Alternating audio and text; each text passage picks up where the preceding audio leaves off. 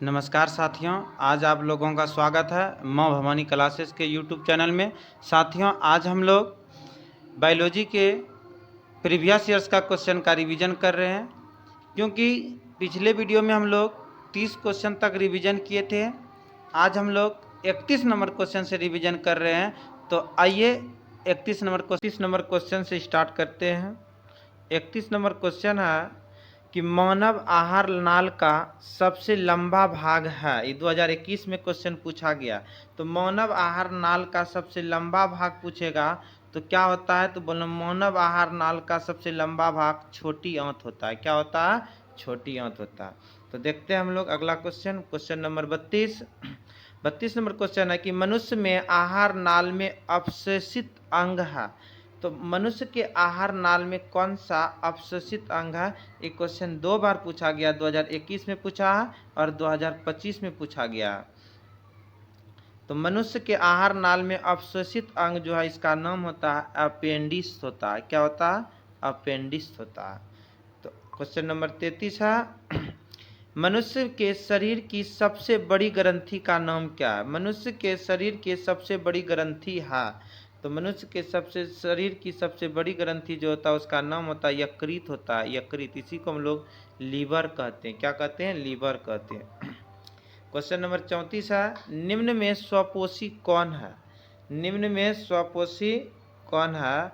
तो 34 number question का answer हो जाएगा हरे पौधे। स्वपोषी कौन है? तो बोलना है कि हरे पौधे होते हैं स्वपोषी। कौन होते हैं? हरे पौधे, क्योंकि हरे पौधे अपना भोजन स्वयं बनाता है। जो अपना भोजन स्वयं बनाता है वह स्वपोषी कहलाते हैं। क्वेश्चन नंबर 35 है ग्रहणी भाग है। तो ग्रहणी भाग कौन होगा? तो ग्रहणी भाग छोटी आंत है। कौन है? छोटी आंत, छोटी आंत। क्वेश्चन नंबर 36 है प्रकाश संश्लेषण होता है। तो प्रकाश संश्लेषण जो होता है वो दिन में होता है, रात में नहीं होता। तो प्रकाश संश्लेषण कब होता है? तो बोलना है दिन में होता है, दिन में, दिन में। क्वेश्चन नंबर 37 है कि परिशेषिका हिस्सा है। तो परिशेषिका किसका हिस्सा होगा? तो बोलो परिशेषिका जो होता है ये आहार नाल का हिस्सा होता है। किसका हिस्सा होता है? बोलो आहार नाल का हिस्सा होता है परिशेषिका। क्वेश्चन नंबर 38 है गोबर छत्ता है। गोबर छत्ता किसका उदाहरण है? ये क्वेश्चन 2022 और 23 में पूछा गया क्वेश्चन है। गोबर छत्ता जो है यह एक मृतजीवी का उदाहरण है। किसका उदाहरण है? मृतजीवी का उदाहरण है, क्योंकि ये सड़े गले हुए पदार्थ में उत्पन्न होता है। क्वेश्चन नंबर 39 है कि जीवन की एक महत्वपूर्ण विशेषता क्या है? तो जीवन की एक महत्वपूर्ण विशेषता क्या होता है? वृद्धि करना। क्या होता है? वृद्धि करना। क्वेश्चन नंबर 40 है स्वपोषी पोषण है। कौन है? पौधे में, कुछ प्रोटिस्टा और प्रोकैरियोटिक में, कवक में, ए और बी दोनों में। तो स्वपोषी जो अपना भोजन स्वयं बनाता है उसी को हम लोग स्वपोषी कहते हैं। और अपना भोजन स्वयं कौन बनाता है? तो हरे पौधे बनाता है। इसका ऑप्शन नंबर ए हो जाएगा, पौधों में। 41 नंबर क्वेश्चन है कि पौधे में प्रकाश संश्लेषण का स्थान है। तो प्रकाश संश्लेषण का स्थान जो पौधे में होता है वो क्लोरोप्लास्ट में होता है। कहाँ होता है? क्लोरोप्लास्ट में। क्लोरोप्लास्ट। 42 नंबर क्वेश्चन है निम्न में से किस रंग की प्रकाश किरण प्रकाश संश्लेषण के लिए सबसे ज्यादा प्रभावी है? किस रंग का? तो हरा रंग का जो होता है ना वो सबसे ज्यादा प्रभावी होता है। लेकिन इसका अथवा में भी क्वेश्चन बनता है कर प्रकाश संश्लेषण के लिए दृश्य स्पेक्ट्रम का सबसे प्रभावी रंग है। तो क्या हो जाएगा? ये भी हो जाएगा हरा रंग, हो जाएगा हरा रंग। 42 के बाद क्वेश्चन नंबर 43 है कि 43 नंबर क्वेश्चन कह रहा है कि स्टार्च की उपस्थिति की जांच के लिए किस विलयन का उपयोग होता है? तो किस विलयन का उपयोग होता है? हम लोग पढ़े थे उसमें कि स्टार्च की जांच के लिए आयोडीन के विलयन का उपयोग होता है। किसका उपयोग होता है? आयोडीन के विलयन का उपयोग होता है। 44 नंबर क्वेश्चन है दूध से दही बनने या जमने में निम्नलिखित कौन सी क्रिया होती है? दूध से दही बनने या जमने में निम्नलिखित में कौन सी क्रिया होती है? तो बोलना कि इसमें किण्वन की क्रिया होती है। कैसी क्रिया होती है? किण्वन की क्रिया होती है। 44 के बाद 45 नंबर क्वेश्चन है, प्रकाश संश्लेषण की दर निम्न में से किन कारकों पर निर्भर करती है? तो प्रकाश संश्लेषण का जो दर होता है निम्न में से किन कारकों पर निर्भर करती है?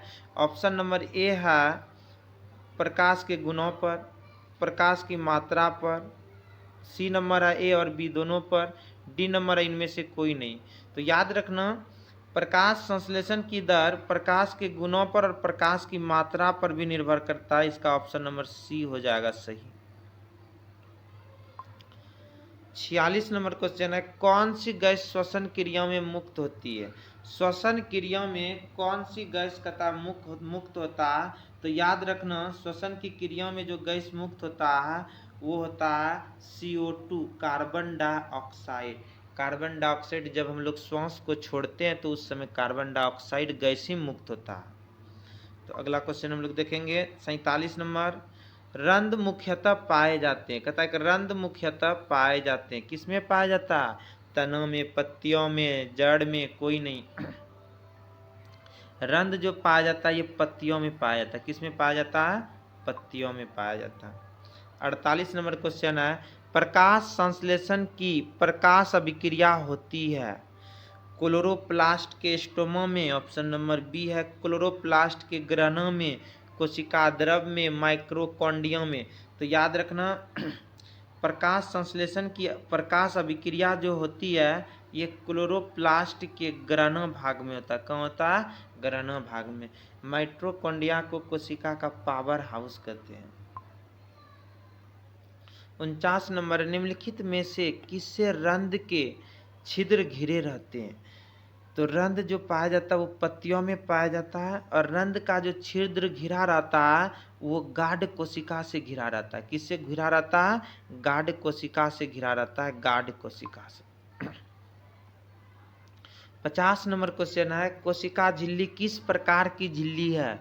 तो कोशिका झिल्ली की अगर बात करेंगे किस प्रकार की झिल्ली है तो ये अर्धपारगम झिल्ली है। कैसा झिल्ली होती है? अर्धपारगम झिल्ली होती है। अर्धपारगम झिल्ली को इसको शॉर्ट में हम लोग SPM बोलते हैं, SPM बोलते हैं, सेमी परमेम्ब्रल बोलते हैं इसको। 51 नंबर क्वेश्चन है, कर्मकुंचन गति पाई जाती है। कर्मकुंचन की गति किसमें पाई जाती है? तो बोलना कि कर्मकुंचन का गति ग्रास नली में पाया जाता है। किसमें पाया जाता है? ग्रास नली में। 52 नंबर क्वेश्चन, परजीवी पौधा का एक उदाहरण है। परजीवी मतलब वैसा पौधा जो दूसरे पर निर्भर करता है, भोजन के लिए दूसरे पर निर्भर करता है, उसे परजीवी पौधा कहते हैं। उसमें हम लोग परजीवी में ले सकते हैं अमरबेल। अमरबेल एक ऐसा पौधा है जो दूसरे पौधे पर निर्भर करता है, लत की तरह रहता है। 53 नंबर, ग्लूकोज का पूर्ण शोषण कहाँ होता है? तो ग्लूकोज का पूर्ण शोषण जो होता है ये PCT में होता है। कहाँ होता है? PCT में होता है, प्रोक्सिमल कन्वेंशनल ट्यूब। यह नेफ्रॉन का वह भाग है जहां ग्लूकोज, अमीनो अम्ल और अधिकतर पानी का पूर्ण श्वसन होता है। PCT उसी को कहते हैं। 54 नंबर क्वेश्चन है, पीत रस स्रावित होता है। पीत रस जो स्रावित होता है ये यकृत से स्रावित होता है। कौन से स्रावित होता है? यकृत से स्रावित होता है। 55 नंबर है, क्षुद्रांश में स्थित रसाशुंकर का क्या कार्य होता है? क्षुद्रांश में स्थित रसाशुंकर का क्या कार्य होता है? तो बोलना अवशोषण का सतही क्षेत्रफल, अवशोषण का सतही क्षेत्रफल घटाना। मुख्य गुहा का पिछला भाग है, तो मुख्य गुहा का जो पिछला भाग है उसको हम लोग ग्रसनी कहते। क्या कहते हैं? ग्रसनी। ग्रसनी कहते हैं क्योंकि ग्रासनली नहीं होता है, ग्रसनी होता है, ग्रसनली। 57 नंबर है प्रकाश संश्लेषण में ऑक्सीजन का मूल स्रोत क्या है?